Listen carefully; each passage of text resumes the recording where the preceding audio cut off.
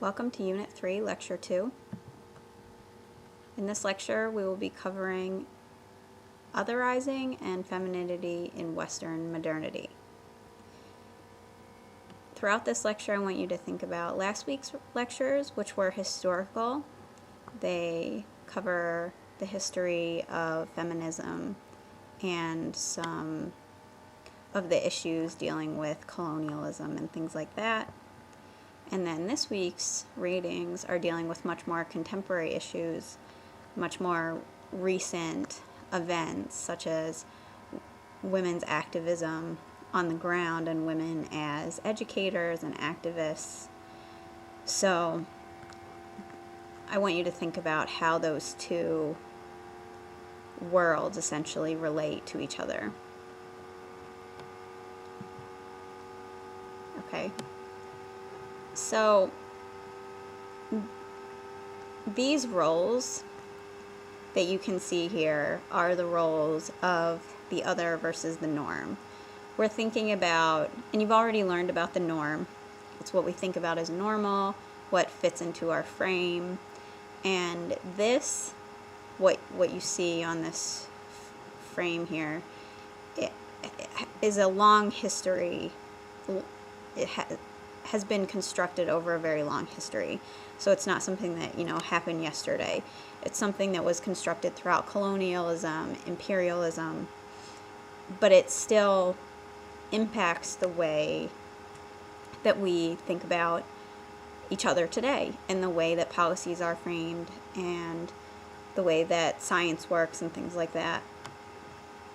So as much as we think about it as something in our history, I still want you to try to find the places, as hard as it is sometimes to admit, where these ideas of norm and other still really do hold up, still exist. And in this case, I have the norm labeled as civilized and the other labeled as barbaric, because really that is how it was framed historically. And so spatially, the civilized space is the Western world, and the barbaric space is the Eastern world. And we have Western science, we being, the United States, we living in the West. And in the East, their science is considered to be magic, ineffective, and it would be better, of course, right, if they had Western science. And when I say it would be better, of course, I mean this is the way we think about norm versus other, is that other would be bettered by being influenced by the norm or by joining the norm. Now I have an outline here of the way normative femininity and non-normative femininity fit into this. So we have the white, middle-class, married woman who has sex for procreation versus the non-white, poor, unmarried woman who has non-reproductive sex. And you may be sitting at home right now thinking, well, not everyone fits into one of these categories perfectly. Of course not, right? They don't. And there are people in the West who take part in Eastern science, and there are people in the East who conduct Western science.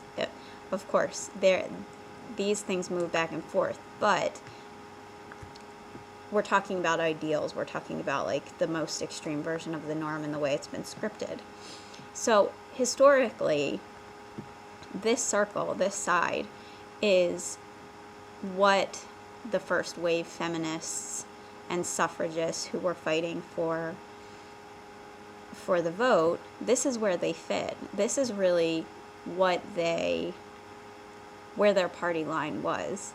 As much as it wasn't said out loud, the first wave feminist movement was a white, middle-class, married movement. And they were fighting to integrate non-reproductive sex into their normative side, to pull that over there. But the rest of it really did maintain this idea that normative femininity is white and middle class and married. And the effect of this is that as we saw, there were forced sterilizations and and really eugenicist type of ideologies impressed upon anyone who fit into non-normative femininity in the United States and elsewhere.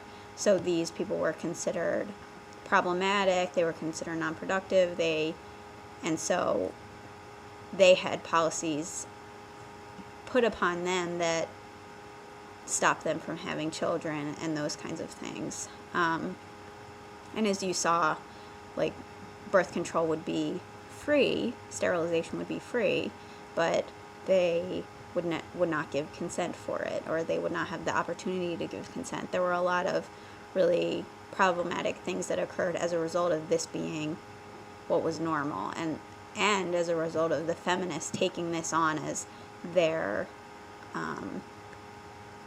population, their cause. And I don't want to make it sound like the feminists are like this terrible group of people, because we have to take all of this in really historical context, where this construction of the norm was bigger than feminism, and feminism happened to latch onto it as it was sort of being built. Okay, so why do we have this arrow? This arrow is here because the norm, the civilized, generally and more broadly, even outside of feminism, will go over to the barbaric side, for lack of a better term, and try to change it, or try to sort of take it into their side and show them the better way, show them the civilized way. And so feminism has done this, eugenicists have done this, and this happened. You can probably think of ways that this happens up until today. So, learning from history, the effects of intersectionality on colonialist approaches. These are some really big ideas and some hard questions, but how has feminism changed its approach to advocacy? What you can see is that today, feminism doesn't approach advocacy from the perspective of the story of the woman is the story of this woman, right? Feminism today works in smaller populations, where those small populations get to speak for themselves. In the past, as an essentialist group, the feminists would have functioned as speaking for normative femininity, and then being gracious enough, and I say gracious enough sort of tongue-in-cheek, I guess, to bring their ideas about what would be a good policy or what would be helpful for people in other countries or for people in other demographics, and they would bring those policies and those types of education into those other spaces. So these women would go here and say, here, we're here to help you. These are the things that you need in order to be better. And what we see now in a more intersectional space of theorizing and of advocacy is that it's no longer this top-down norm to other kind of policy making. Now it is, as I said, smaller populations making policy from the ground up, where the population decides for itself what it is that it actually needs, because, you can't come in from the outside and know what someone else needs just because it is what you need. And so that's essentially what it is. That's been one of the really biggest changes.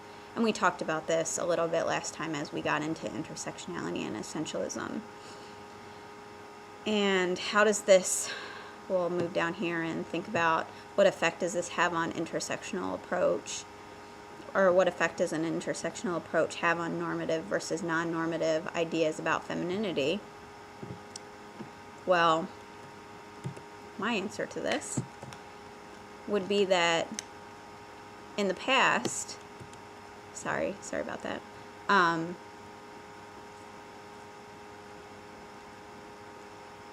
with a essentialist approach, the idea was that the norm was good, and the non-norm anything that was non-normative needed to be fixed, right? Today, with moving beyond that, what we are seeing is kind of a pulling apart of these ideas of what is good and what is bad, what is civilized and what is barbaric. And instead of saying, this is good, where's my mouse? Okay, there it is.